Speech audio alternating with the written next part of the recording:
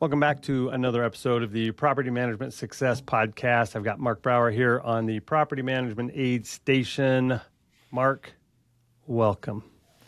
Thanks, Tony Klein. How are you, man? I'm fantastic. Yeah. So we record this in Riverside, and Riverside gave me a summary of 2025, and it gave me the most used word on the podcast. I want you to guess what that word is. Liquid death. No, it's worse than that. It's Brower. No! Yeah. So it gave me all the clips of Brower. There's no way the most used word is brower. I don't know. You would think it's but it wasn't. So. My goodness. I'm so sorry to the listeners. They have to hear my last name that much. All right, let's jump in. So let's do it. I had a couple of things that were top of mind, and I want to go down that path. But before I do, I know that you have had another week with your COO. Just wanted to get an update, find out how that was going, because I know that was a big step for you to hire somebody to come in and help you run your operations and see if they can kind of control you. It's a little bit like herding cats, I think, with you and your ideas, but I want to see if if she's had any success with that. Wrangle the dragon. I resent the cat reference. I like herding cats a little bit better. You think I'm just like some homeless cat walking around? Thanks, Tony. I didn't say homeless, but you do have that cat wave your tail personality. No, you're not. That's not going anywhere good. So I feel like I can speak freely because my COO doesn't know about this podcast. Just kidding. No, she is doing fantastic. It's been over a month, and I was actually just in an entrepreneurs men group this morning, a support group, mastermind group. Sounds better than support group.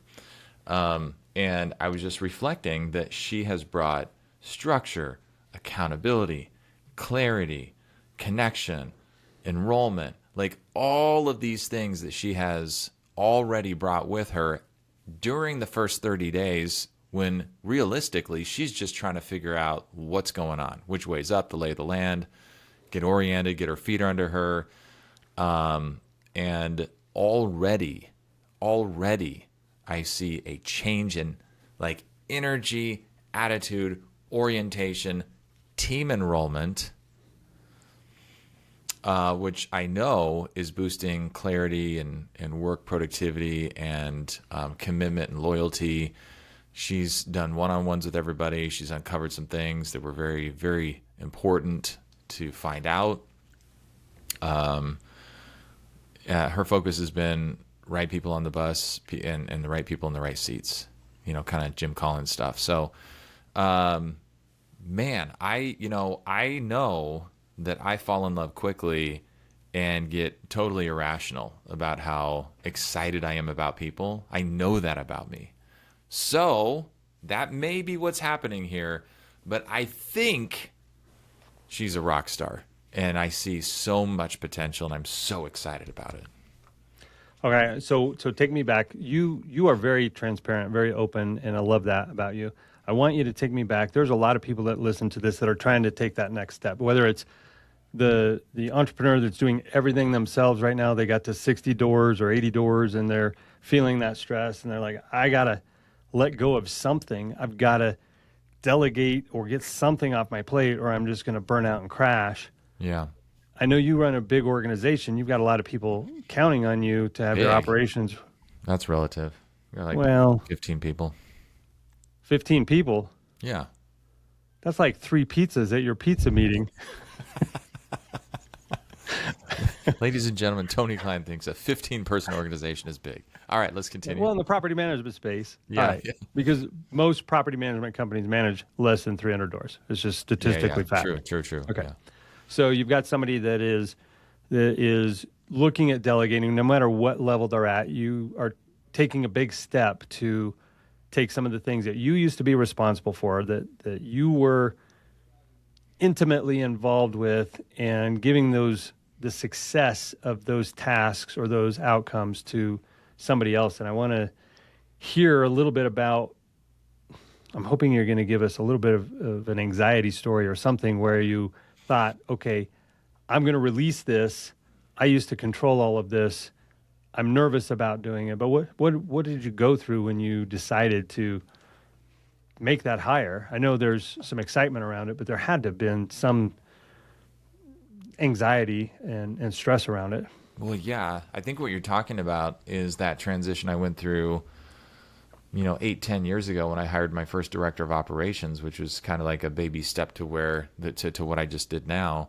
And it was very much hey, I've made all these promises to clients. Nobody else can fulfill these promises. Nobody else cares to fulfill these promises. So I've got to swoop in behind everybody, make sure everything's done. It's like the one of the most important pivotal moments in a small business owner's journey is the stage where they come to believe and accept that, or dare to believe that they're going to build a business where they make the promises and other people fulfill those promises 100%. That is so hard to do for those of us who care deeply about keeping our word. And it's very, very hard to do. So it requires mindset, it requires structure, it requires the right people, it requires so many things. And for someone like me who's more of a visionary, I'm a sales guy, I can come in and solve the same problem 15 different ways. And mind you, I am never going to want to solve it the same way. Do not ask me to follow a process. It will drive me crazy. I'm trying to break it every time I do it a different way because it's going to make it better. And so it was really hard for me to set up systems and processes and structures and templates and policy manuals and checklists. And I didn't need them for myself. I didn't want them. I resented the restrictive control around them. But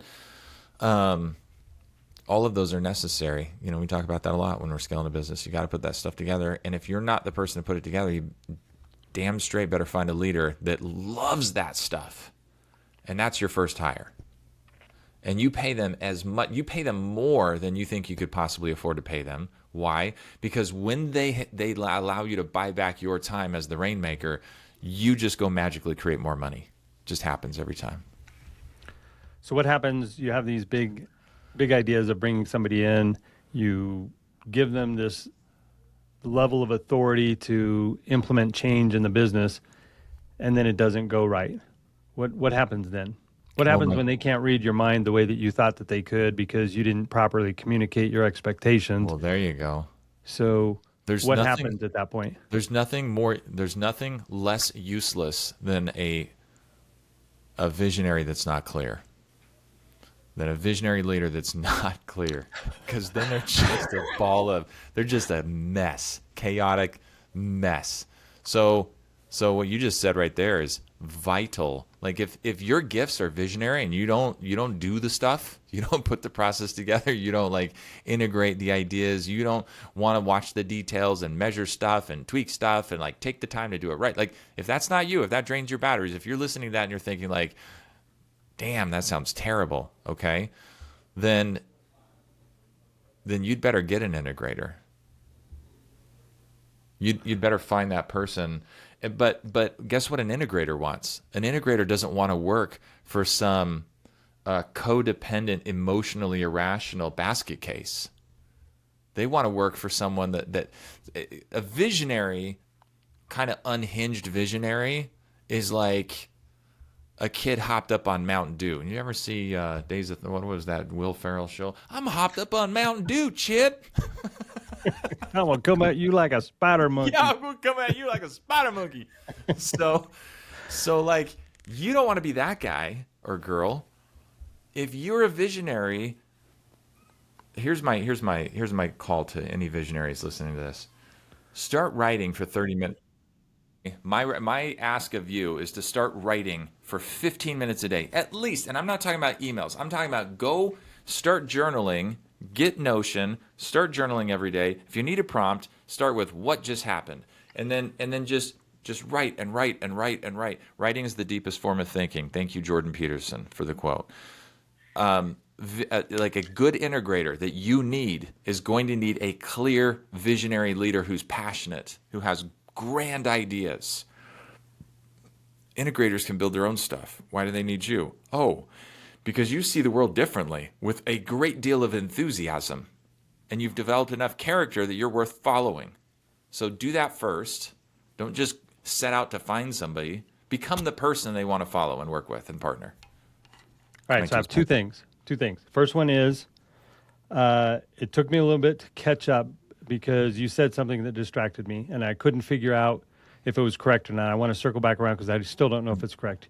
You said there is nothing less useless than a. I'm not sure if it's more useless or less useful or so. Somebody let me know what what that was supposed to be. Hold on. If you start with something useless, and then it becomes less useless than it started with, then it's more useful. So it'd be if you're less useless. That's right. Okay, you're right. Okay, I should have said even more useless. Okay. All right. So now All right. somebody let us know if we're correct on that. Thanks for bringing us back to that point. You must be more of a detailed integrator type person that actually cares what words mean. That's great. Well, I'm more of a person that focuses on words because I have to use them all day long in my business. I don't get to build tools as much as I communicate. So, but no, so I want to circle back. That was just kind of a little a fun thing that kind of caught my attention. Back to the cat thing with the, you herding cats and wagging tails. Kind of caught my attention. Yeah. But you mentioned something about the relationship between an integrator and a visionary. And I had somebody on my team worked with me for 22 years and stayed with me through 3 different businesses where I had my business. Then we sold, went to one of the aggregators. She went to work there and worked with me there. And then when I left there and came back to coaching full time, she came to work with me here on different levels now, and she's essentially retired, but just kind of helps me out. But one of the reasons why we have such a great relationship is I am the one that says what we're going to do, and then she figured out what steps to take to accomplish that. There wasn't this competing vision of I think we should do this, and she thinks we should do that. So the relationship, you need an integrator that is going to be very detail focused, but be very detailed focused on the things you're trying to accomplish. It's not a competing vision. It's a complementary skill set. 100%. Yeah, there has to be great alignment there. And you know what? Since you asked about how things are going with my COO, let me just tell you, like we have spent hours. I don't know how many hours. We've spent hours and hours this first 30 days talking about alignment, getting very clear around alignment. We have written it down. We've written it down in different ways. We have asked each other questions. We have reviewed each other's expectations. We have done more work than I've ever done before in onboarding and establishing and syncing up. So it feels like we've put in the work to get aligned. All right. Do you have one thing where you're driving to work now that you've turned it over? And is there any thoughts of, oh my gosh, what did I just do? She is so much better at the things I'm having her do than I was. I'm going to somehow be exposed as a fraud or because I would think that's part of it, right? When you find somebody that's better than you at what you want to do, it's like, can I lead this person in what their skill set is? Even though it's a different skill set, there's still, I would think, this hesitation or fear that, am I good enough to lead this person that has this good of a skill set? Yeah, I definitely felt that. That's the classic imposter syndrome, right? Yep.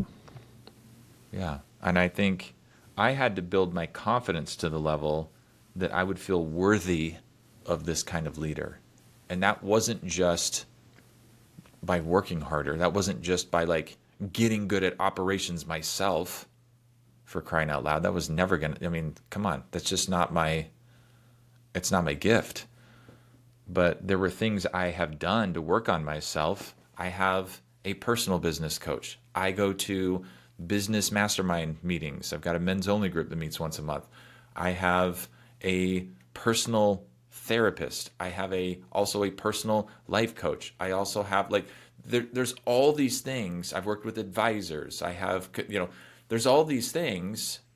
I go to like 5 conferences a year. I've gone to retreats that worked on like emotional release. I've there's leadership is like an incredible journey inward. And that's how we overcome imposter syndrome. It's not because we got better at the person that's going to follow us at what they're doing. That's a misnomer. That's not the locus of worthiness and confidence that we need. Okay, let's switch over to a second topic I wanted to talk to you about. Yes, sir. We had a conversation. I was at a client offsite where I was doing their annual planning. I was out in Seattle, and you were kind enough to pick up the phone after I had a long day, and it was a great productive day, but I wanted to talk about something besides the things that we were implementing. I reached out to you, and we had some conversations about things that we were working on, things that we wanted to get better at in the coming year. And you mentioned, number one, that you have really intentionally picked up your training for running. And one of the things that I said that I wanted to work on was being more intentional with writing skills. And you started to mention journaling and journaling 15 minutes a day.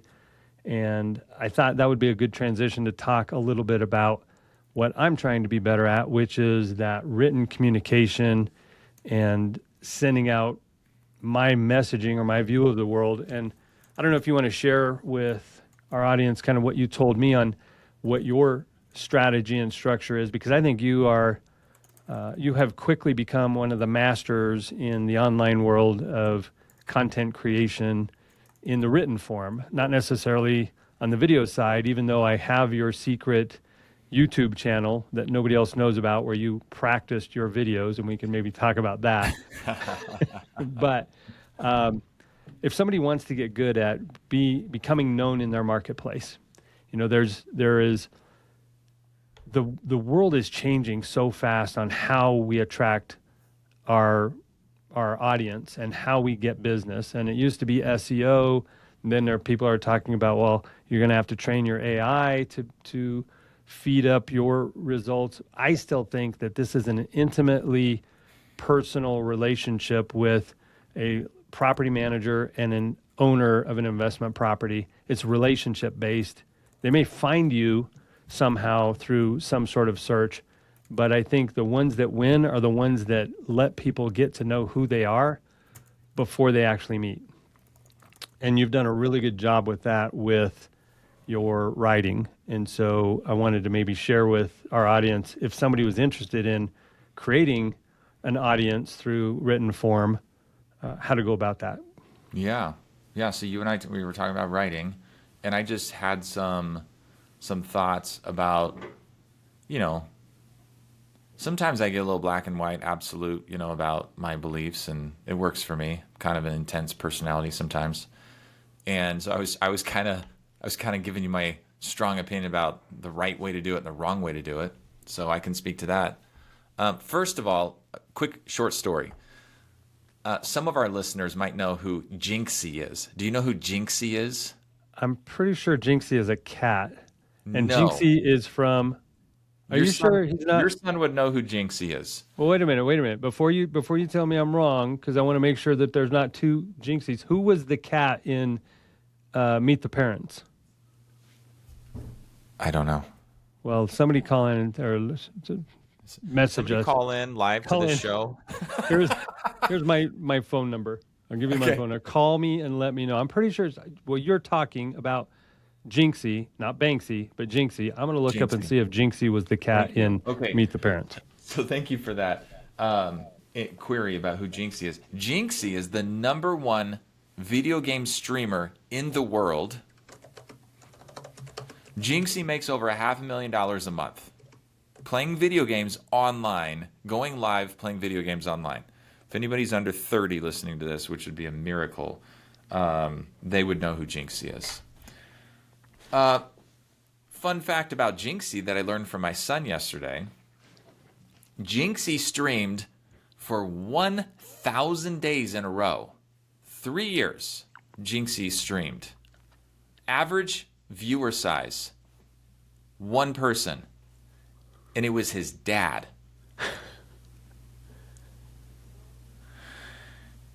He streamed every day for 1,000 days and had one viewer. Is it any wonder why this guy is now the #1 streamer in the world, making $500,000 a month streaming? Is it any wonder? Okay, it's not.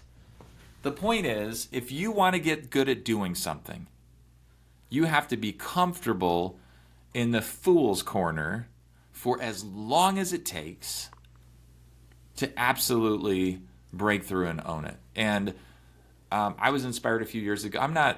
Thank you, by the way, for the overstatement about my writing and what I'm doing. It doesn't feel that special to me. I don't mean to be too self-effacing. A few years ago, Alex Hormozy, I read something he said, hey, just suck until you don't suck. And then I read in 10x is easier than 2x, the book. No.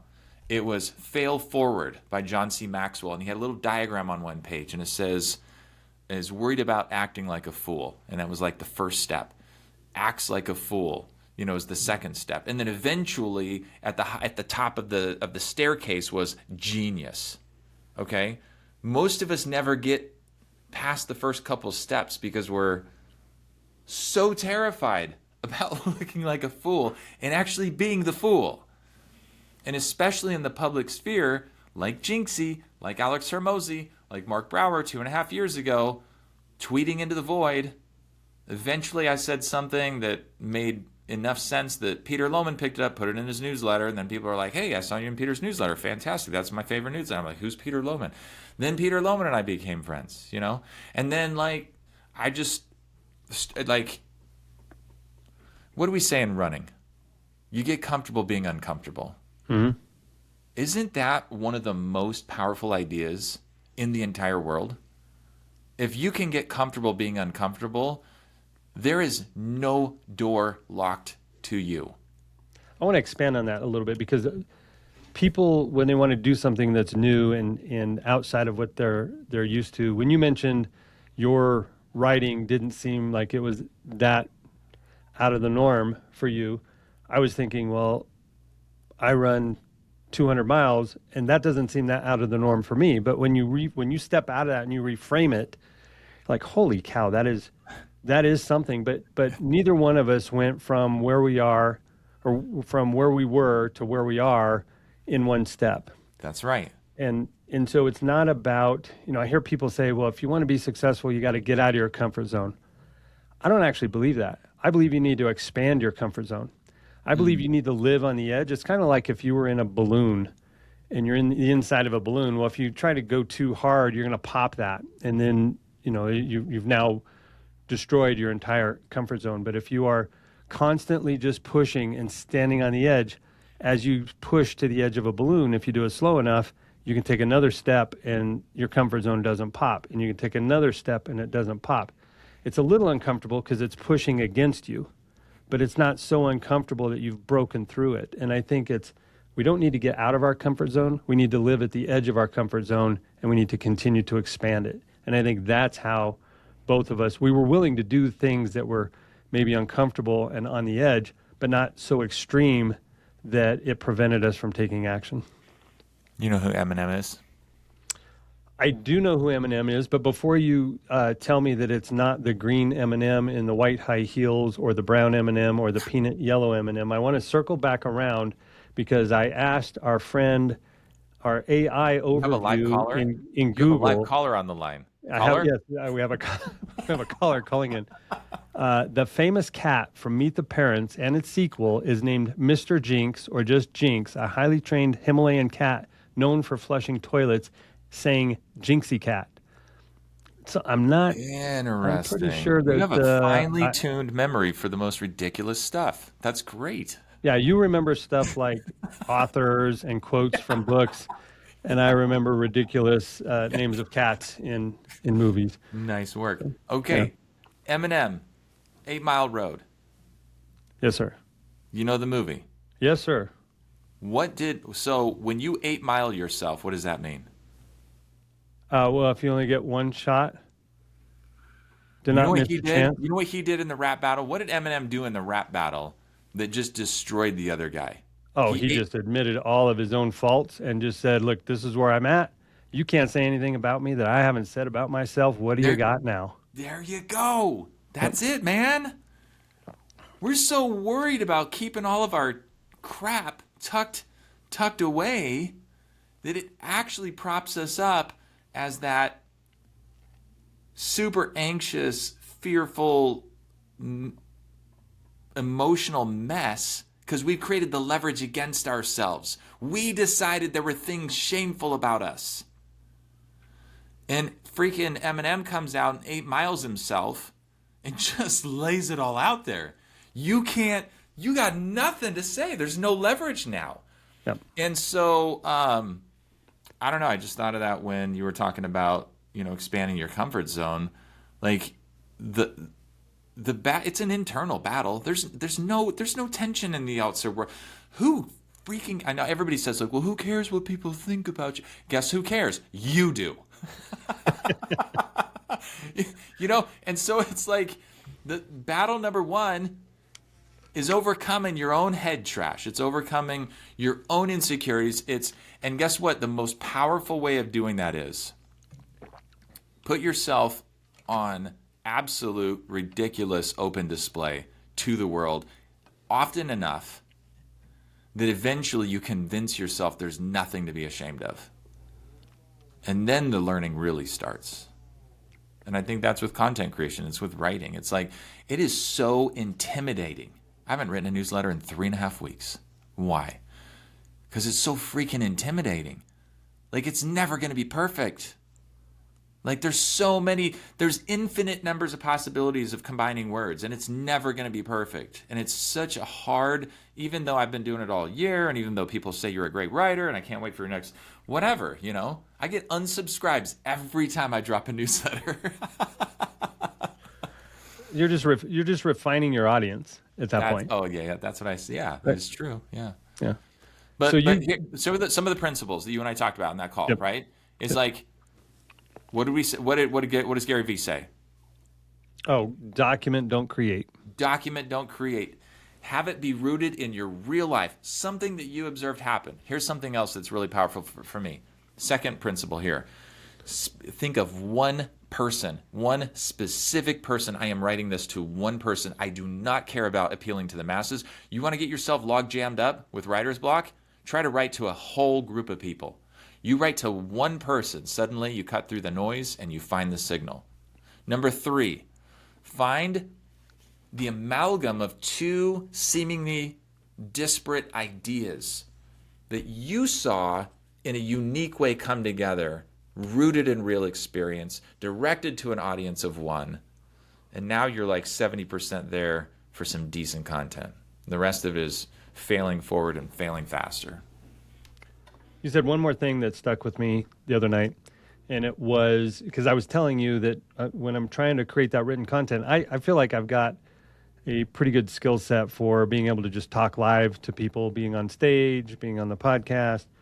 But if I have to try to write something down, I don't write the way that I speak. And so there's a little bit of a disconnect. I need to still become who I am as a writer as opposed to who I am as a presenter. And when I try to write, I feel like I come off a little preachy. Like I'm telling you how to do things, not necessarily how you should do things, but it just comes off that way. And what you said was, don't try to educate somebody on what they should do, but just make an observation and find something that is interesting and tell about your thoughts about that observation. And that's helped a lot. So when people are trying to create content for their property management company, or they're trying to do that attraction marketing, whether it's through blogs or social media posts or even with video, that was one of the things I think you said that helped me was you don't necessarily have to have a solution at the end. You just have to have an observation and have something intelligent to say about that observation. Yeah, our content doesn't have to be a how-to course. In fact, I mean, some people say like, oh yeah, if you want a post to go viral, make sure you can include like, the number 3 or 5, like 5 things that help my business go from 500,000 to 5 million. It's like, well, yeah, that post could be compelling. But if you have a brain like mine, Mark, you can stop right there. it's gonna be hard. It's gonna be hard to like lay out a process that's gonna work every time. There's nothing less useless than a brain like Mark Brower's. There's nothing less useless than storing your head full of ridiculous facts about movies and cat names. That's all I got, man. Are we wrapping this one? All right. One last thing. We touched on some things that we're both going to be working on, and so I think we can roll that over. We promised we wouldn't bring those up. Well, okay. We're going to bring it up in the next episode, so make sure you come back and listen to us on the next episode of the Property Management Aid Station with Mr. Mark Brower, the most used word on the podcast in 2025. And I guarantee it didn't come out of my mouth. So that just makes me feel really good. You're such a fan. Thank you, Tony. All right, get him out of here. All right. Hey, you're almost to the finish line. This is the last stretch, 8 miles. You got your Coke. You just drank a bunch of Coke because the water wasn't working anymore. Yeah, man, you got this. So get out there, and we'll see you at the finish line. All right, well, do what he says. Get out of here.